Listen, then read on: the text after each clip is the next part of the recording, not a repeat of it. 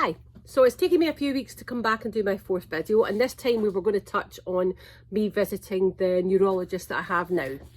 Oh, and I dyed my grey hair, just so everyone knows.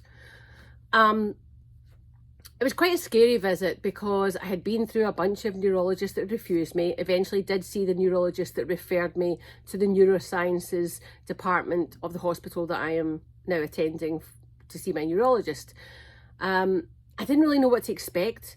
He confirmed to me that the MRIs had been read incorrectly from the hospital I'd been at previously, and that they had missed, well, my brain was on fire basically. So unfortunately, leptomeningeal enhancement, which is leptomeningeal disease, which is pretty hard sometimes to determine because leptomeningeal disease can hide from spinal taps. I've had two.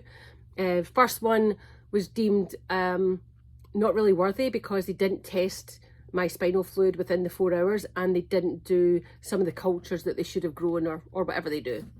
The second one was done after I met this neurologist. I ended up going back into hospital in April for a week, and they ran a whole bunch of tests, one of which was a spinal tap.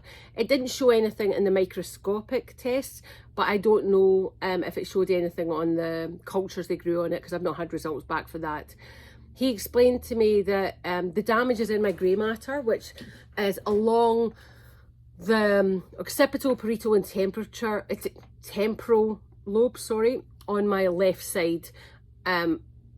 It's not so much in the white matter. There are some white matter issues, but my main damage is to the grey matter, which, to be honest, is highly unlikely that will return.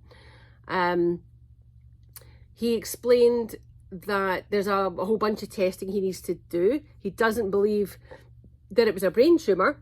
Not that I think anyone said that to me. He doesn't think it's neurosarcoidosis. It doesn't seem fitting, but it could be a mitochondrial disorder, could be cancer, could be vascular, which has now been ruled out, and he also suspects amyloid. So there is still testing getting done on that. Autoimmune is still there, and also after I met with this meeting, when I went back into hospital, they also suspect an autoimmune that's mimicking cancer as another possibility. That would be an unnamed autoimmune that they don't have a name for.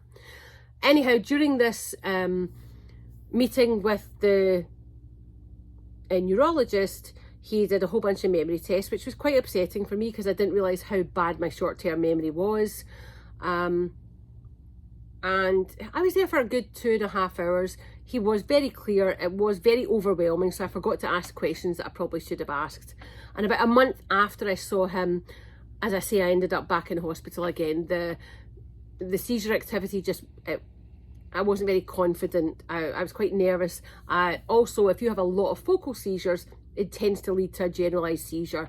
And with me having focal seizures, occipital seizures and generalised seizures, it's scary and very stressful. Meanwhile, I've done a whole bunch of cancer tests, which there has been lesions shown, there has been granulomas that are questionable, and I will be getting repeat tests on that. At the moment, I went back into hospital to get an open muscle biopsy. That was not fun. 0 stars, do not recommend. However, I've had one sample return on that, and there is showing inflammation, and there is showing some sort of disease. So we're still waiting on the second sample to come back. That takes a bit longer. It's steeped in some fancy solution or something like that. At the moment, I'm doing this video in June. My birthday is next week. This is the birthday I wasn't meant to get. Initially, I'd been told I wouldn't see past March, but I'm here. I have ordered a special cake. We are closing the shop that day, and I guess we're calling it my brain birthday. But it's also in Canada Brain Injury Awareness Month, and really I just wanted to do another video during this month. That brain injury is so misunderstood. I think I've taken quite a lot of tantrums. I've lost a lot of friends because I get frustrated at feeling that this whole thing's poo-pooed and that everybody has memory issues and everybody does this and everybody does that, and I'm not everybody. I'm 3 months after I was meant to die. I want to talk about it. I want to raise awareness, and I don't like feeling like I'm exaggerating, and maybe people don't think that, but that's the way I perceive it. And I think people just need to be patient. If you know somebody with a brain injury or dementia issues or anything like this, you have no idea what it's like inside their head. And realistically, this is in my head, but not in an imaginative way. All this is inside my head. I've been now confirmed that it did start inside my head, the occipital, left side of my occipital parietal temporal region.